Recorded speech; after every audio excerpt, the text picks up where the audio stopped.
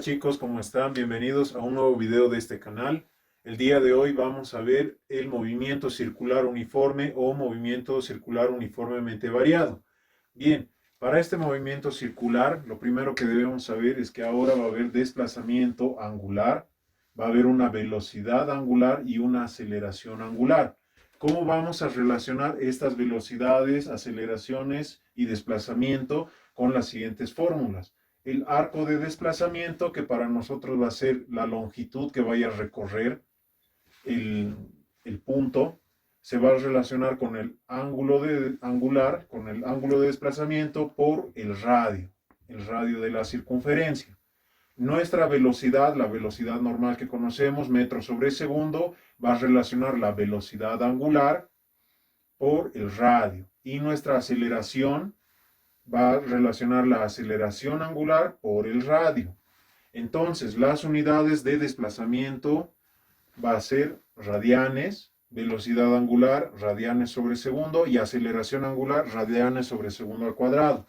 ¿Cuál es la semejanza con el MRV? Vemos acá las fórmulas de MRV, que es velocidad final igual a velocidad inicial más menos aceleración por tiempo. En MCV va a ser exactamente lo mismo. Velocidad angular final va a ser igual a velocidad angular inicial más menos la aceleración angular por el tiempo. Y así sucesivamente en todas nuestras fórmulas vemos que son exactamente iguales, solo que ahora se cambian a movimientos circulares.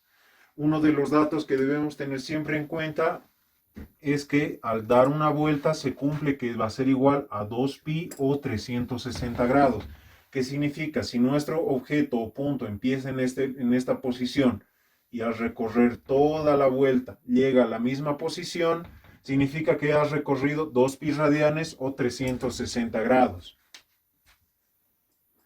Ahora vamos a ver cómo se transmiten las velocidades y las aceleraciones en estos tipos de conexiones. Primero vemos la conexión concéntrica, que nos dice que va a estar un eje encima de otro eje. Vale decir, acá se va a transmitir la velocidad angular de A, va a ser igual a la velocidad angular de B, y lo mismo que la aceleración angular de A va a ser lo mismo que la aceleración angular de B para las conexiones concéntricas.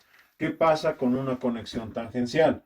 Vemos que están unidas solo en un punto, pero ya no comparten el mismo eje. Entonces vemos de esta gráfica que nuestra velocidad y aceleración está yendo en este sentido. Entonces, por lógica, el disco C va a empezar a girar al otro sentido.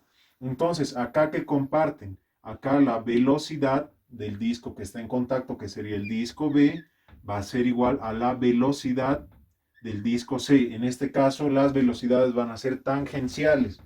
Y también acá comparte la aceleración del disco B, va a ser igual a la aceleración del disco C.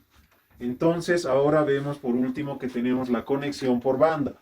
En este tipo de bandas o poleas, nosotros vamos a ver que la velocidad del disco C, la velocidad tangencial, va a ser igual a la velocidad tangencial del disco D.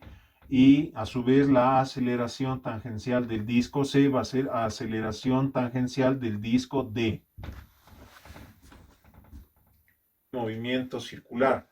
Bien, el enunciado nos dice que debemos hallar la velocidad angular constante necesaria para que el balín disparado por el orificio al caer pase por el mismo orificio. Considere velocidad del balín 300 metros sobre segundo. Bien, entonces, ¿qué nos dice? Que el balín disparado desde este orificio va a subir una determinada altura. Entonces, va a subir, estimemos esta altura, que va a tener una altura y va a tener un tiempo de recorrido. Entonces, en esta altura va a tener un tiempo de subida y también tendrá un tiempo de bajada. Entonces, el ejercicio nos pide calcular a qué velocidad debe moverse la rueda, que va a tener una velocidad angular, para que después de que dé una vuelta, el balín suba y vuelva a caer por el mismo orificio. Bien, primero debemos calcular la altura, el tiempo en que va a subir y va a bajar nuestro proyectil. Entonces, primero debemos utilizar la ecuación de velocidad final, esto por caída libre, va a ser igual a una velocidad inicial más como está yendo en contra de la gravedad, porque está empezando a subir y la gravedad está en este sentido, va a ser menos la gravedad por el tiempo. Este es el tiempo de subida. Entonces, podemos observar claramente que cuando llegue al punto más alto, la velocidad final va a ser igual a 0.